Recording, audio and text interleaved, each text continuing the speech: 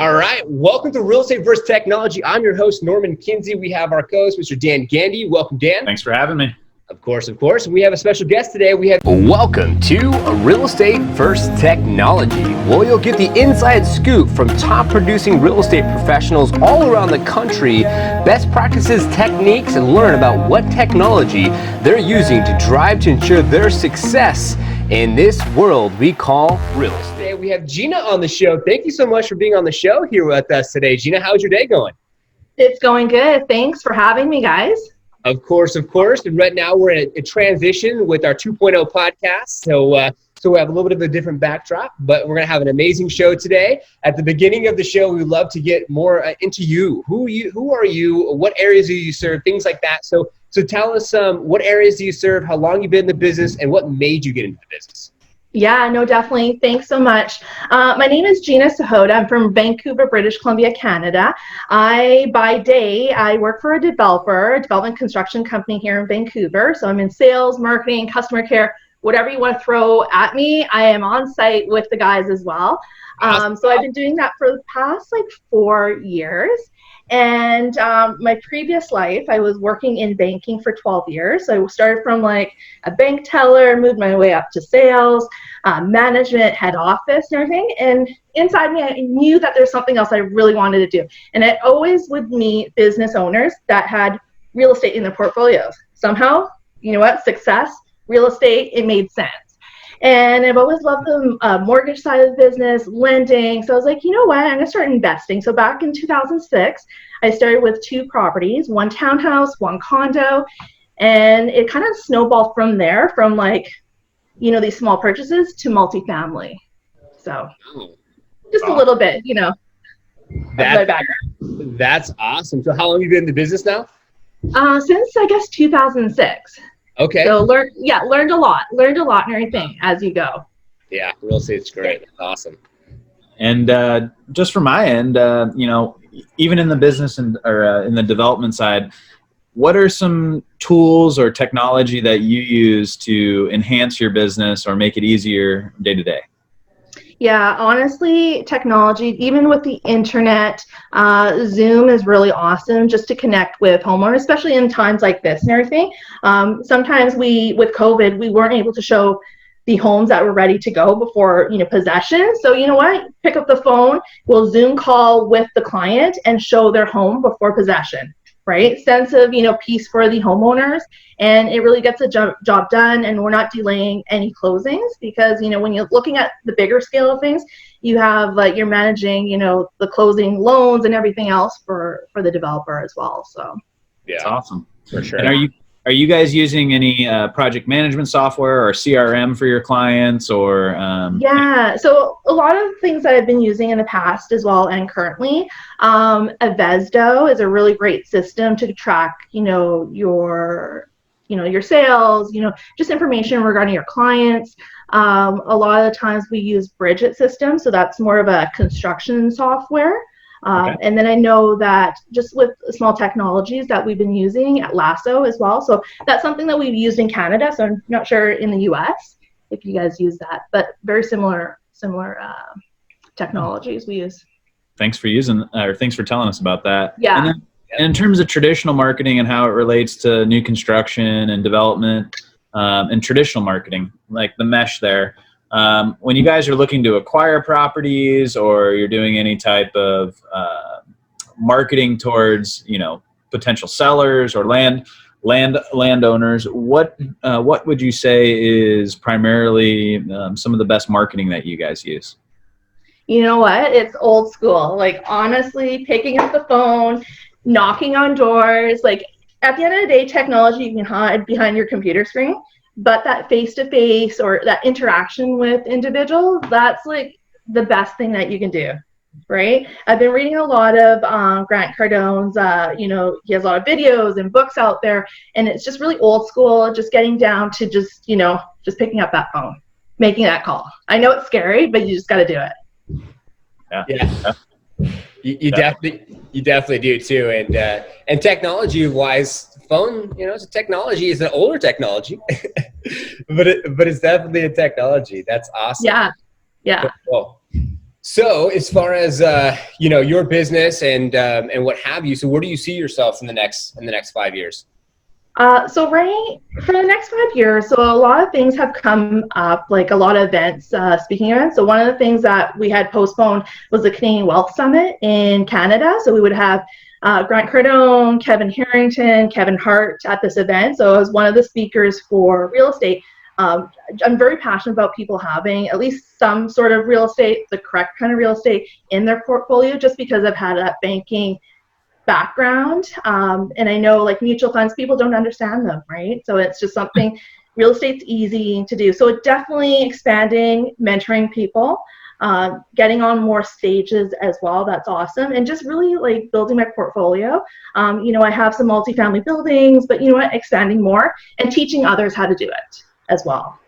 That's awesome. That's great. Yeah, with success and wealth, you get to a certain point, then you're just like, all right, I have to do something to be able to contribute and to give back, because now it's exactly. I have this knowledge. I don't want to just keep it. No, exactly. Don't hoard it for yourself. Make sure you share it, because there's a lot of think abundance. There's a lot in the world that it's just like we just can't be selfish and keep it for ourselves, right?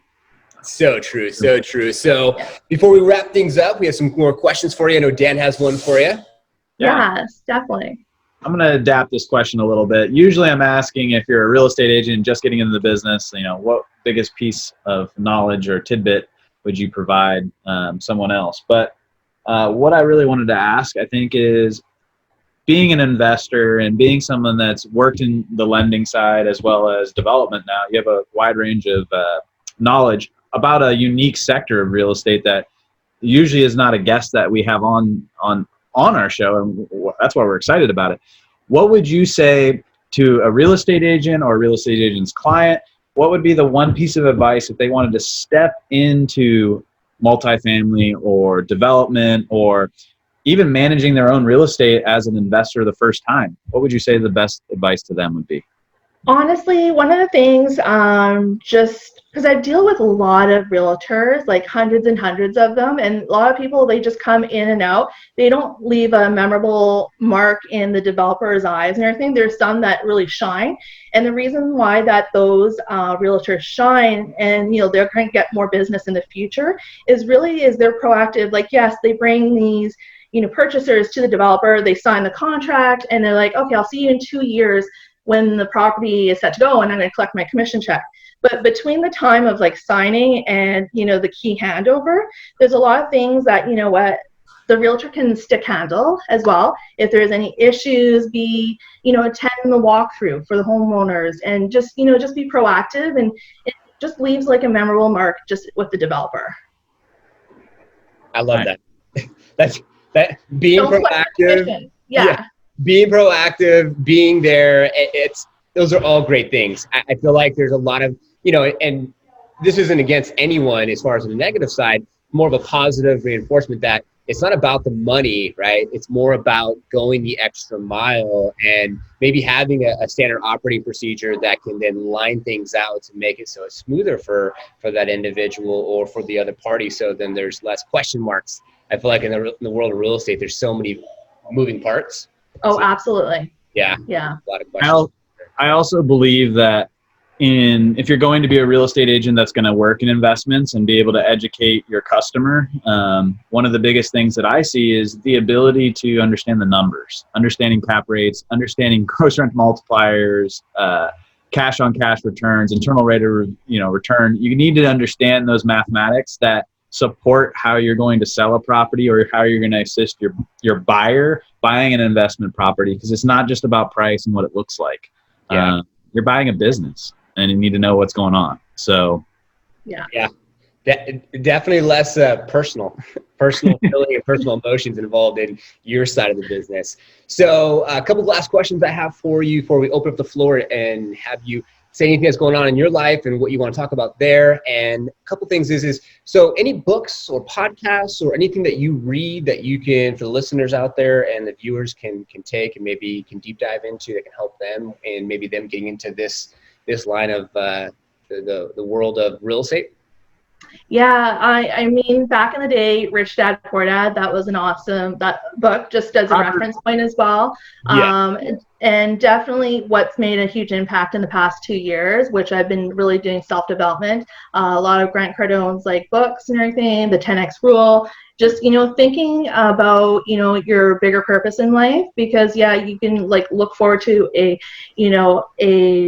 opportunity in your company as a raise, but what's your bigger purpose in life, right? Because then that's just going to motivate you at a different level and just like push you, because every day you're going to be looking at, okay, what do I need to do? Yeah, you know what, you're going to put in those 12, 15, 16-hour days, but you know what, that you're looking at your purpose, right? And work your way backwards. Just spending time in banking, huge on goal setting, right? And just coming into the real estate side of the business, there wasn't as much of it. So that's like, you know what, I got to put it on myself, and I get out there and I just got to like work it. And networking as well is huge. So I just want to put that out there. Just anybody trying to get into the business, 10 networking events in your community. You know what? So for myself, like sometimes I'll even fly out to Toronto from Vancouver just to attend like a mastermind meeting. So awesome. That's really good advice. That's awesome. So now, floor is yours. At the end of the show, is there anything that you would like for our viewers and listeners to know about you, something you're working on, a project, anything? What would you like to say? Yeah, definitely. I want to thank you guys for this really great opportunity to connect. Yeah, you guys have really great content and everything. So everybody out there, make sure you listen to the previous episodes as well. One of the things, actually a few things on my plate, but next year we're going to be doing the Canadian Wealth Summit. It's going to have Kevin Hart, Kevin Harrington, Grant Cardone, many individuals. So feel free to connect with me on social media. I'm going to be giving away a couple of prizes as well. I'm one of the speakers at that event. And I'm also writing a book with Kevin Harrington regarding business and real estate as well.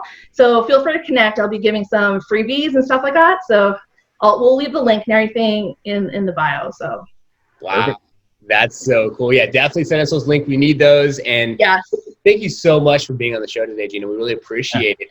And the power of social media here, right? We met on Instagram and like-minded, and here you are. And I believe our listeners and viewers can definitely take something from today's episode, which we want them to apply to their lives and be able to have more success. So thank you so much. We appreciate you.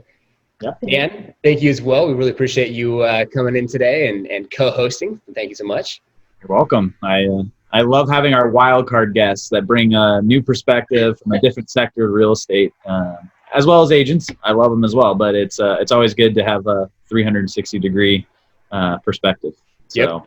Yep. We got to keep it fresh here at Real Estate First Technology, so you never know when things are going to change up just a tad bit with our guests and also our locations as we're working on our 2.0 podcast. So thank you so much for our listeners and viewers today for tuning in. Appreciate you. We'll see you on the next one. And we hope you took something from today's episode that you can apply to your life to have more massive success. And we'll see you on the next one. Thank you for tuning in to today's episode. We hope you found value and took something you can apply to your business today. Be sure to join our community on Facebook, Real Estate vs. Technology, all spelled out. Also, subscribe to our YouTube channel. We would appreciate it. It's Real Estate Tech. And of course, if you or someone else you know would like to be a part of our show, just go ahead and send us an email. It's reversetechtalk@gmail.com, and we'll see you next week.